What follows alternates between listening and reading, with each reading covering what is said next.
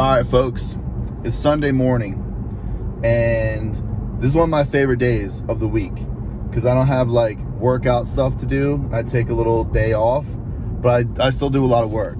So I like to go downtown, go to a coffee shop, get outside the house, and do like some computer work that I need to do anyway. But instead of doing it at my house, which I easily could do, I like to just get out. I think it's good for my mental health. And I think you should do that too. If you have anything to do, get outside of your house and do it. Get up early. You know, like, you can sleep in Sunday, do whatever you want, right? I'm saying get up. Once you wake up, you know you're going to be awake for the day. Just get up out of your bed and start moving around, start doing shit. You're going to feel so much better. And just try to do one win right away. Whatever it is. It can be the smallest little thing, but just be like, all right, cool. It kind of shakes off that, like, all right, I just slept in, whatever. Now it gets you motivated because it's tough to do shit when you don't have to do things right here, right now. So that's Sundays for me. So I like to go downtown. I put on like normal people clothes. I go get some nice coffees. Usually some baddies walking around. That's always nice. It's just a nice little area. So I'm going to take you through my day with that. And I'll also set up my whole week coming up, which is super important. I don't think a lot of people do. Try to plan things so I don't have to like deal with everything on the fly when I'm already busy and shit going on, because that stresses me out.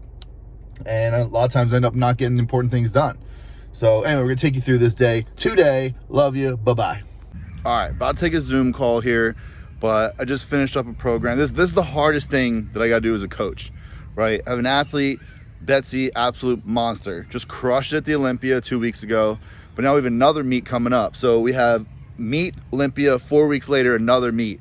And this is really challenging. How do we peak for best performance in that short period of time? It's definitely doable for sure. But you take a week off, basically, leading up to the Olympia. The week after the Olympia, you're like, she crushed it. Her body's a mess, right? I don't know if you guys know what it feels like after a meet, but like you're lifting weights you never lifted before in your life numerous times. Your body's a mess. So basically take a whole extra week to kind of put the pieces back together. So basically I have 2 training weeks, and then another week we kind of got to take it down before the next one. So what do we do, right? Because I need to know some things here. I need to know, like, are those numbers that you pulled at the meet, can we do those again? Because, you know, the adrenaline of a big time meet, you know, is that what's lifting this? Or are you that strong? Can we repeat that? Like, where are you at right now so we can make a plan for the next meet? We also need to prime the central nervous system the right way to recover and be peaked for this meet. So we have to lift really, really heavy this week coming up because it's the last opportunity we have. So if I say, okay, well, just lift this again, and then she fails, well, that's going to psychologically destroy her. So you can't set an athlete up for mental and psychological failure either. You want them going in confident. You don't want them to, you know, be discouraged. So what's the right move here? And this is very, very important. So that's why I just figured it all out, and it's cool. So with her bench press, I think there's still some meat on the bone, right? Her deadlift, she deadlifted almost 470 pounds. If she could do that again, that would be crazy. Like, that's a big time, all-time PR, huge meet PR.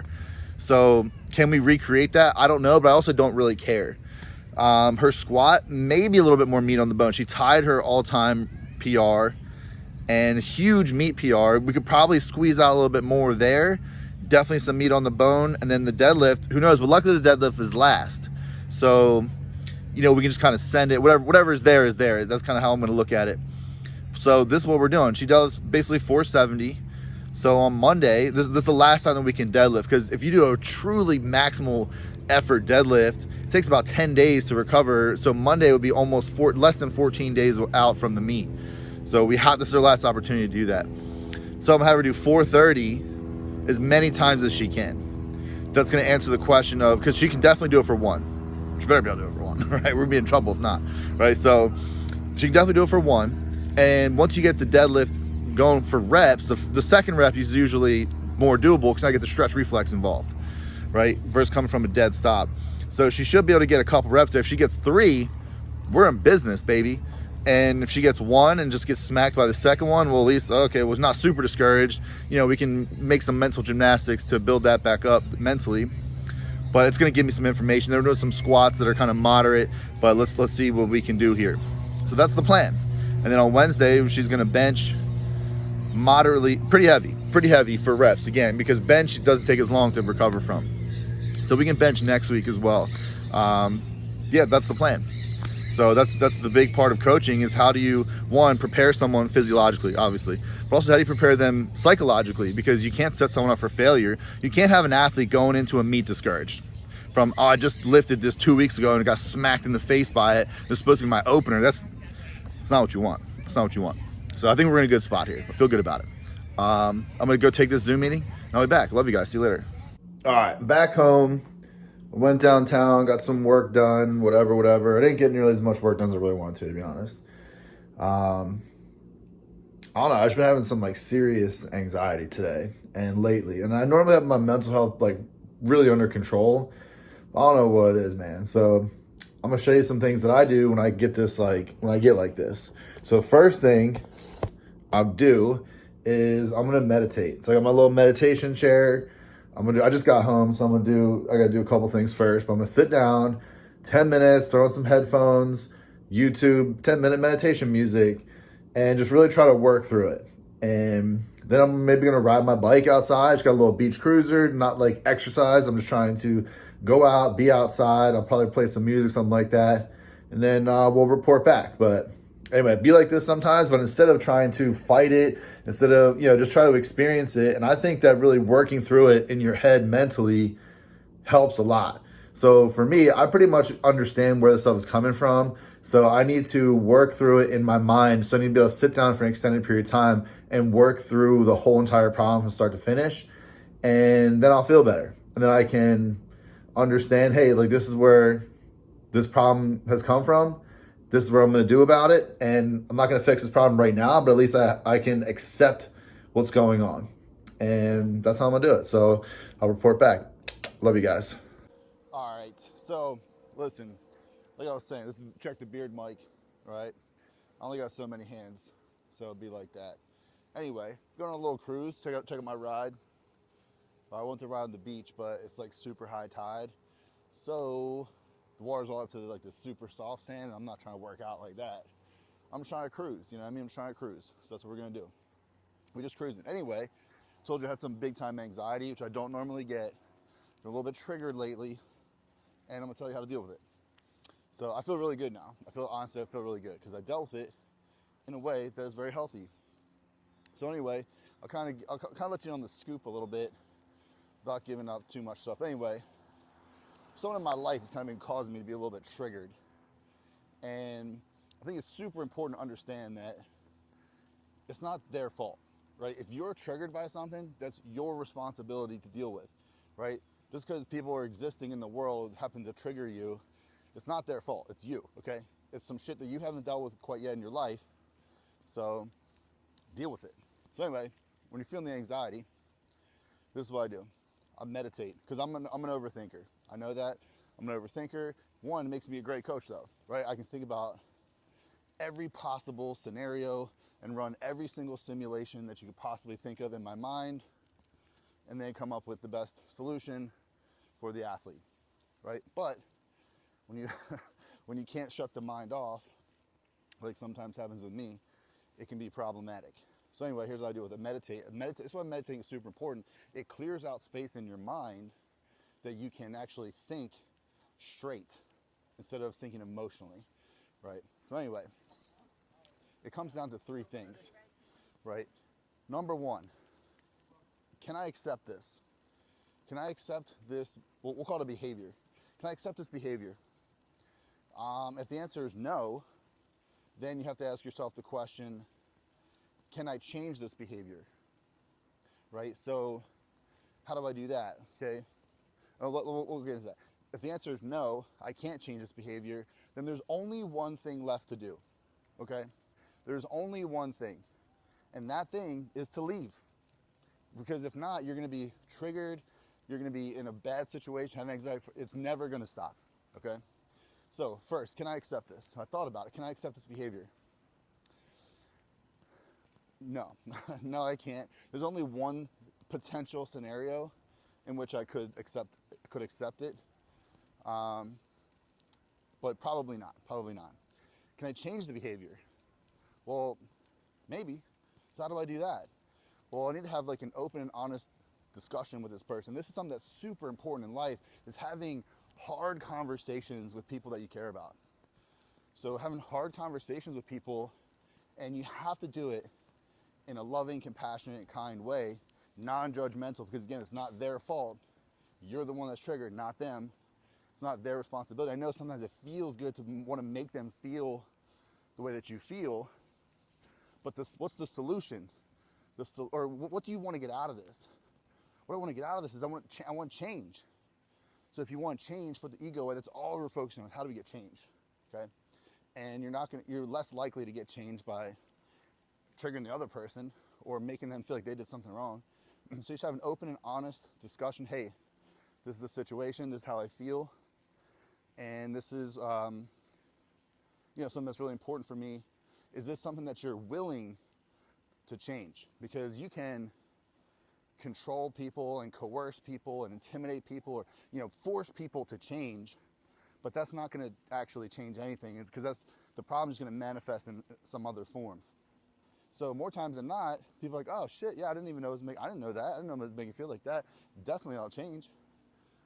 That would be ideal, right? A lot of times it doesn't go like that, right? But at least if you make yourself a little bit vulnerable and have this conversation, say, listen, is this something that you're willing to change in these specific ways? And if they're willing to do that, awesome, problem solved, man. Look at what we just solved without having to resort to emotional attacks or any emotional, we'll call it, I guess, controlling or coercion. We're just trying to do things in a healthy way because we're trying to get change. And if they're like, nah, bro, like I just don't see it the same way that you do, and that's not something we'll change. All right, hey, no problem. Totally understand, thanks for being open and honest. But this isn't, you can't say this as a threat, because then we're trying to control the person again. Hey, no problem, totally understand. But this is just something that I can't continue anymore, because I'm going to be continually triggered and triggered and triggered. It's not going to be good for me, and it's not going to be good for you either. So I know that it's tough sometimes to part ways, but that's what needs to happen. So, like I said, I was meditating, and I just worked through all the possible scenarios in my head, and that's what I came up with. Is okay, maybe there's one scenario in which I can accept it. There's a number of scenarios in which it can change, and I need to explore those. And then once I explore those, I'll have my answer, and boom, problem solved. Or not, or you leave. And here's the thing: is like triggers, they come from some trauma that hasn't been healed yet or fully healed yet. And here's the thing: I'm somebody that's like, I've done the work. I've done the looking into my past and my trauma and the therapy. I've done all that stuff. And that doesn't mean that I'm at the end of the road. It's a lifelong thing, but it's something that I know what I can do and I know what I can't do. And sometimes it's just easier to surround yourself with people who are naturally not triggering to you. That's how it goes, right? Hey, listen, I'm just a crazy person, and this is my crazy, and your crazy doesn't match up with mine. And that's just how it goes. So I love you, it's all love, but like I'm just way too crazy for this. That's basically what it comes down to. And it's not that one person is right or one person is wrong. It has nothing to do with that, right? It has nothing to do with that at all. It's just, hey, we're just not compatible, and that's okay. So anyway, that's how I deal with anxiety, and you should give it a shot. Let me know how it works out for you. But listen, you got to get meditating first, because your brain is like a muscle, right? If it's not strong, you're not gonna be able to focus long enough to be able to work through these problems in your head. So what a lot of people do is, and listen, I'm gonna be a little bit in your face here, and listen, if you're dealing with like extreme stuff, that's a different story, right? You need to go see somebody. But like, you don't need a pill, man. You don't need a pill for this stuff. You need to work. And if you put your mind to work and you do the work, internally, then you can deal with life without having to be on drugs. And yeah, like does meditating for 10 or 15 minutes to work through a problem, is that work? Hell yeah, it's work. It's work compared to taking a pill to make you feel better. But is taking that pill solving the problem? Nah, it's just alleviating the anxiety that you have in that moment, but it's not teaching you the skills or the tools to be able to handle your shit. So anyway, that's Red's lessons on anxiety. Love you guys. See you tomorrow. Actually, not yet. Time out. First of all, if you haven't subscribed, hit me with that subscription, bro. But tomorrow, I'm gonna be doing a workout. So again, I got a nutrition coach. It's about to go down. Back to working out tomorrow. Back to my normal routine.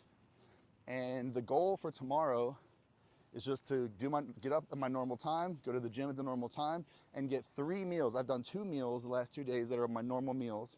Tomorrow the goal is 3 meals. So we're building here, right? We're not trying to go 0 to 100. We're just trying to be better than we were yesterday. And by doing that little by little, listen, this time next week, I'm gonna be back on track completely, guaranteed. But a couple days ago, I was down. But just by stacking small wins, I'm already feeling the momentum building, and that's all I want for you guys too. All right, love you, bye-bye.